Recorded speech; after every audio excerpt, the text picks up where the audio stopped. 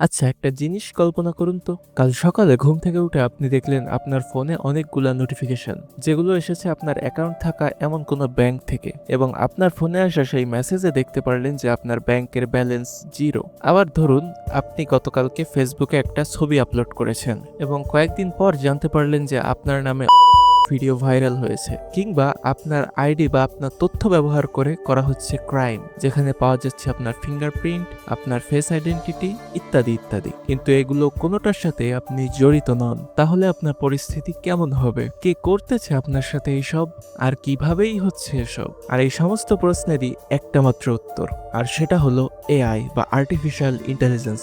এতদিন আপনি হয়তো এআই সম্পর্কে অনেক কিছুই জেনেছেন, কিন্তু আজকের ভিডিওতে আমি যা জানাতে চলেছি তা হয়তো আপনার জানার সমস্ত কিছুকে ছাপিয়ে যাবে। সেদিন আর হয়তো বেশি দূরে নেই যেদিন এআই মানুষের মতো করে চিন্তা করবে, মানুষের মতো ভাবতে শুরু করবে, মানুষের মতো খেলবে, মানুষের মতো হাঁটবে, দৌড়াবে, এমনকি ভালোবাসবে আর যুদ্ধও করবে।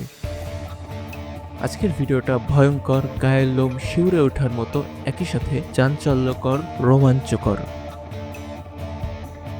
তো ওয়েলকাম মিস্টেরিয়াস এসএমএস এর নতুন একটি এপিসোডে। আজকের ভিডিওতে আমরা জানবো এআই এত বিপজ্জনক হওয়া সত্ত্বেও কেন থামানো হচ্ছে না এর ডেভেলপমেন্ট, এআই থেকে বাঁচার কি আসলে কোনো উপায় নেই, কেমন হতে যাচ্ছে আগামীর পৃথিবী। You've spoken out saying that AI could manipulate or possibly figure out a way to kill humans? How could it kill humans? Well, eventually, if it gets to be much smarter than us, it'll be very good at manipulation because it will have learned that. AI কি আসলে মানুষের মতো আচরণ করছে? কি হতে যাচ্ছে মানুষের ভবিষ্যৎ? তো চলুন একে একে এর উত্তরগুলো খোঁজা যাক। বেশ কিছু বছর আগে মুক্তি পাওয়া রজনীকান্ত অভিনীত রোবট সিনেমাটি দেখেননি এমন মানুষ হয়তো খুঁজেই পাওয়া যাবে না। আজ থেকে 14 বছর আগে মুক্তি পাওয়া এই সিনেমায় এমন কিছু বিষয় তুলে ধরা হয়েছে যা সেই সময়ের মানুষের কাছে ফিকশন হলেও এখনকার সময়ে আসন্ন মহাসংকট। I am not Morgan Freeman, and what you see is not real. What if I were to tell you that I am not even a human being? আচ্ছা, আমি যদি বলি বর্তমানে এখন ভবিষ্যৎ মানুষই এখন এআই, আপনি কি তা বিশ্বাস করবেন? বিশ্বাস অবিশ্বাস সম্পূর্ণই আপনার উপরে, কিন্তু আগামী কয়েক মিনিট আপনি যা শুনতে যাচ্ছেন তা আপনার কল্পনারও বাইরে, রীতিমতো ভয়ঙ্কর। গত 4-5 বছরে প্রযুক্তি যা কতটা ডেভেলপ হয়েছে তা আপনার চোখেরই সামনে। আপনি চাইলেই আপনার চেহারা এক ক্লিকেই পরিবর্তন করতে পারেন, তৈরি করে ফেলতে পারেন আপনার মতো দেখতেই অ্যানিমে ক্যারেক্টার। আপনি চাইলেই এখন ওপেন এআই, চ্যাট জিপিটি কিংবা এই ধরনের এআই সফটওয়্যারের থ্রুতে করে নিতে পারেন কঠিন কঠিন সব গাণিতিক সমীকরণ। লিখে দেওয়া কিছু প্রম্পটের মাধ্যমে তৈরি করে নিতে পারেন নিজের মন মতো ভিডিও, ইমেজ, এমনকি তৈরি করে ফেলতে পারেন অ্যানিমেশনও। যে অ্যানিমেশন আজ থেকে কয়েক বছর আগে তৈরি করতে ঘন্টার পর ঘন্টা সময় যেত স্কেচ ড্রয়িংয়ে, তা এখন শুধুমাত্র এক ক্লিকের কাজ। শুধু যে এআই আমাদেরকে ক্ষতি করে দিয়েছে এমন কিন্তু নয়, এআই আমাদের কাজকে সহজও করেছে। প্রযুক্তির থ্রুতে এখন ঘরে বসেই অনেক কিছু করা সম্ভব। এক দেশে বসে আরেক দেশের ইউনিভার্সিটিতে ডিগ্রি নেওয়া সম্ভব, মিনিটে রিসার্চ করা সম্ভব যে কোনো তথ্য। সবই খেলা প্রযুক্তির। কেউ এটার ভালোটা লুফে নিচ্ছে, আর কেউ অতিরিক্ত প্রফিট লাভের উদ্দেশ্যে ডেকে আনতেছে মহাসংকট। মানুষের জীবনকে সহজ করার জন্য যে আর্টিফিশিয়াল ইন্টেলিজেন্সের জন্ম, সেই আর্টিফিশিয়াল ইন্টেলিজেন্সের কারণেই আজ মানব সভ্যতা হুমকির মুখে। এখন অনেকে হয়তো আমার কথা বিশ্বাস করবেন না, অথবা বলবেন আমার এই কথার প্রমাণ কি? প্রমাণ আমি ঠিকই করব, পুরো ভিডিওটা দেখতে থাকুন।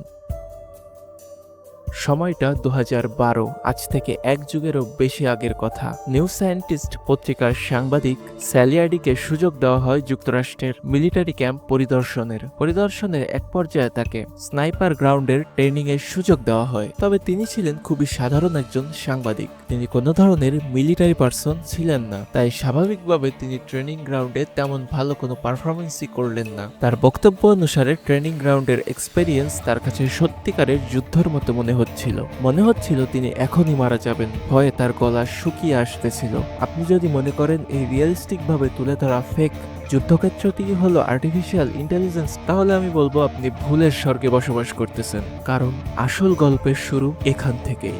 স্যালিকে দ্বিতীয়বার আবারও ট্রেনিং গ্রাউন্ডে পাঠানো হলো, কিন্তু এবার তার সাথে ছিল একটি স্পেশাল হেলমেট। এবার স্যামি সবকটা ডামি এনিমিকে পারফেক্ট ভাবে শুট করলো। প্রশিক্ষণপ্রাপ্ত পাকা আর্মির মতো পার করলেন একের পর এক অবস্ট্যাগল। একাই তছনছ করে দিলেন প্রতিপক্ষের বাংকার, ক্যাম্প, সবকিছু। কিন্তু কিভাবে? কি এমন জাদু ছিল ওই ওই হেলমেটে? কি এমন জিনিস যা একটি সাংবাদিককে রীতিমতো বানিয়ে দিল একজন পারফেক্ট যোদ্ধা? কি এমন টেকনোলজি যা একজন সাধারণ মানুষকে মুহূর্তের মধ্যে একজন প্রফেশনাল পেশাদার যোদ্ধাতে পরিণত করলো? স্যালির হেলমেটে কি ছিল তা জানার আগে একটি প্রশ্নের উত্তর খুঁজতে হবে, আর তা হলো মানুষের ব্রেন কাজ কিভাবে করে। বিখ্যাত লেখক যুভাল নোয়া হারারি তার নিজের লেখা বই হোমো ডিউসে প্রশ্ন তুলেছিলেন, মানুষ কি স্বাধীনভাবে সিদ্ধান্ত নিতে পারে, নাকি অন্য কেউ তাকে কোনো সিদ্ধান্ত নিতে বাধ্য করে? প্রশ্নের উত্তর হিসেবে তিনি বলেছিলেন, সায়েন্টিফিক প্রমাণ হিসেবে মানুষ নিজে নিজে কোনো সিদ্ধান্ত নেয় না, বরং তার ব্রেইনের বিভিন্ন অংশ বিভিন্ন সিগন্যালের মাধ্যমে একজন মানুষকে সিদ্ধান্ত নিতে বাধ্য করে। ধরুন আপনার এখন কাঁদতে ইচ্ছা হচ্ছে, কিন্তু আপনি নিজের ইচ্ছায় কাঁদতে পারবেন না যদি না আপনার ব্রেইন আপনাকে কান্নার সিগন্যাল দেয়। ঠিক একইভাবে আপনার ভালো লাগা, ভালোবাসা, হাসি, কান্না, ইমোশন প্রত্যেকটা জিনিস নির্ভর করে আপনার ব্রেইনের সিগন্যালের উপরে। আপনার ব্রেইনের যে অংশ আপনাকে হাসায়, ঠিক সেই অংশ যদি কোনোভাবে নিষ্ক্রিয় করে দেওয়া যায় তাহলে আপনি চিরতরে হাসতে ভুলে যাবেন। আর আপনার ব্রেনের যে অংশ আপনাকে ভয় দেখায়, সেই অংশকে যদি কোনোভাবে নিষ্ক্রিয় করে দেওয়া যায় তাহলে কি আপনি আর ভয় পাবেন? স্যালির হেলমেটেও ঠিক এমনই একটা কম্পিউটার চিপ ছিল যা যুদ্ধক্ষেত্রে স্যালির মস্তিষ্ককে সিচুয়েশন ভেদে কন্ট্রোল করেছে। কম্পিউটার চিপটি যখন বলেছে ফায়ার করতে, ঠিক স্যালি তখনই ফায়ার করেছে। যখন যেভাবে স্যালির মস্তিষ্ককে যে কমান্ড দিয়েছে, ঠিক স্যালি সেটাই ফলো করেছে, নিয়েছে সেভাবেই সিদ্ধান্ত।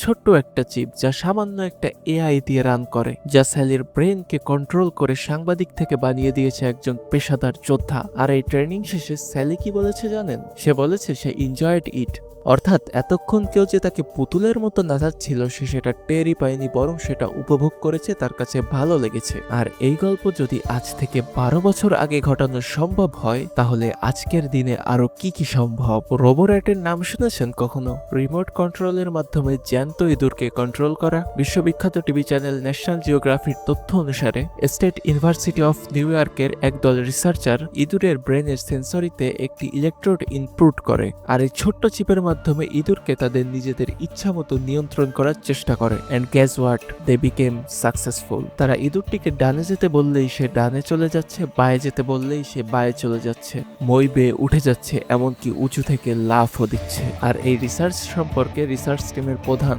প্রফেসর সঞ্জীব তালওয়ার কি বলেছেন জানেন? ইঁদুরটি এতে কোনো কষ্টই পায়নি, বরং আনন্দ পেয়েছে। সোজা ভাষায় সে বুঝতেই পারেনি যে তাকে অন্য কেউ কন্ট্রোল করছে। শুরুর দিকের বলে যাওয়া স্যালির গল্প কিংবা বিখ্যাত সিনেমা ম্যাট্রিক্সের সাথে কি কোনো মিল পান? দীর্ঘ 12 বছরেরও বেশি সময় ধরে সায়েন্টিস্টরা এই প্রযুক্তিকে ডেভেলপ করেছে। খুব দ্রুতই এই প্রযুক্তিকে অ্যাপ্লাই করবে অনেক প্রতিষ্ঠান। কর্পোরেট অফিসগুলো অল্পতেই অনেক কাজ করিয়ে নিবে তার এমপ্লয়ীদেরকে দিয়ে, যা তাদের সাধ্যের বাইরে। এমনকি এই কাজগুলো তারা করবে খুশি মনে। যে কেউ বনে যাবে একজন প্রফেশনাল যোদ্ধা শুধুমাত্র ব্রেনে একটা সামান্য চিপ ইনস্টলেশনের মাধ্যমে। তাহলে কি মানুষ আর মানুষ থাকলো, নাকি রোবট হয়ে গেল? বিজ্ঞানীরা ওই ইঁদুরটির নাম দিয়েছিল রোবোরেটস, আর মানুষের নাম হোমোস্যাপিয়েন্স থেকে রোবোস্যাপিয়েন্স হবে না এর নিশ্চয়তা কি? মানুষ যে এখন হতে যাচ্ছে এআই এর পুতুল, তা প্রমাণ করতে আর কি বাকি থাকে? আরেকটা জিনিস ভাবুন তো, কখনো কি আপনার সাথে এমন হয়েছে কোনো একটি প্রোডাক্ট আপনি কেনার কথা ভাবতেছেন এবং ভাবতে ভাবতে একটা পর্যায়ে আপনি হয়তো ভুলেই গেছেন, কিন্তু হঠাৎ করে ফেসবুক স্ক্রল করতে করতে আপনার সামনে ঠিক সেই প্রোডাক্টটিরই বিজ্ঞাপন চলে আসলো? হ্যাঁ, আমি জানি এমনটা অনেকের সাথেই হয়েছে। And it's called algorithm. হ্যাঁ, আপনি ঠিকই শুনেছেন। অ্যালগরিদম হচ্ছে এমন একটা জিনিস যা নিজেই নিজেকে শেখায়। আপনি যে ধরনের ভিডিও দেখেন, দেখবেন যে আপনার সাজেশন লিস্টে ঠিক সেই ধরনের ভিডিওগুলোই বারবার আসে। আর এটা হলো অ্যালগরিদমের সিম্পল একটা সংজ্ঞা। কিন্তু এই অ্যালগরিদম যে কতটা বেশি পাওয়ারফুল তার সামান্য একটা এক্সাম্পল আপনাকে দিই। নিউ ইয়র্ক থেকে প্রকাশিত নর্টন লাউট্রেজের আর্টিকেল থেকে উঠে আসে বেসবল খেলার একটি চাঞ্চল্যকর উদাহরণ। প্রতি বছরই সাধারণভাবে বেসবল টিমের বেশি টাকাওয়ালা টিমগুলো বেশি টাকা ইনভেস্ট করে ভালো ভালো প্লেয়ারগুলো কিনে নেয় এবং তারা চ্যাম্পিয়নও হয়। কিন্তু একটা কম বাজেটের বেসবল ক্লাব ছিল যার নাম অকল্যান্ড অ্যাথলেটিক্স। বড় বড় টিমগুলো বেশি বেশি টাকা দিয়ে ভালো ভালো প্লেয়ারগুলো কিনে নিত এবং অকল্যান্ড অ্যাথলেটিক্স তা পারত না, যার কারণে তারা সবসময় বেসবল লিগের শেষের দিকেই থাকতো। কিন্তু সেই ক্লাবের ম্যানেজার বিলিবিন একবার একটা ফোন দিয়ে আটলেন। তিনি কম্পিউটার অ্যালগরিদমের থ্রুতে লো বাজেটের প্লেয়ারগুলোর ভেতর যারা ভালো খেলে তাদের একটা তালিকা তৈরি রেডি করলেন। অ্যালগোরিদম তাকে যেভাবে সাজেস্ট করলো ঠিক সেভাবেই তিনি টিমকে খেলালেন এবং সাজালেন। আর ফলাফল কি হয়েছিল জানেন, যেটা আপনার মাথাকে ঘুরিয়ে দিতে পারে। সেবার অটল্যান্ড অ্যাথলেটিক্স টানা 20 বার আনবিটেন থেকে শিরোপা জিতলো। এসবই অ্যালগোরিদমের খেলা। এ গল্পটাও আজ থেকে বহু বছর আগের, কিন্তু আজকের দিনে অ্যালগোরিদম আপনার ব্রেইনকে বোঝে, যা হয়তো আপনি বোঝার আগে সে বুঝে যায়। সে আপনাকে ঠিক সেই জিনিসই দেখায় যা আপনি মনে মনে চাচ্ছিলেন, আর সে এটা করতে পারে আপনার আচার আচরণ এবং ব্যবহারের উপর ফোকাস রাখার মাধ্যমে। অথচ আপনি হয়তো সেটা কখনো খেয়ালই করেননি। কিন্তু এই অ্যালগোরিদমের খেলায় লাভটা আসলে কার হচ্ছে? কৃত্রিম বুদ্ধিমত্তার ক্ষেত্রে যাকে গডফাদার হিসেবে মানা হয় তাদের ভিতর একজন হচ্ছেন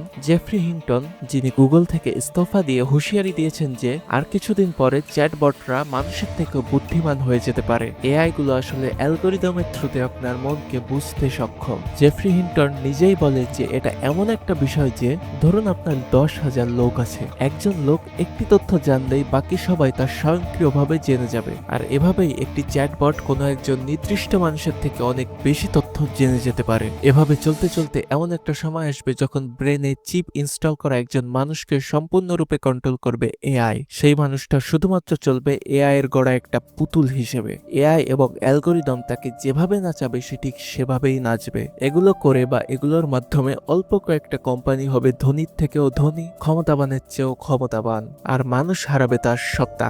আজীবন হয়তো শুনে এসেছেন এআই এর কারণে মানব সভ্যতা বিলুপ্ত হবে, কিন্তু কিভাবে হবে তা হয়তো এতদিন খেয়ালই করেননি। আজ হাতে কলমে তা প্রমাণ করে দিলাম। এআই মানুষের মতো আচরণ করছে কিনা, তার থেকেও জটিল প্রশ্ন হলো মানুষ এখন এআই এর মতো করে আচরণ করছে কিনা। তাহলে কি আমরা আসলেই বিলুপ্তির পথে? তাহলে কি আমরা আর মানুষ থাকবো না, হোমোস্যাপিয়েন্স থেকে রোবোস্যাপিয়েন্স হয়ে যাব?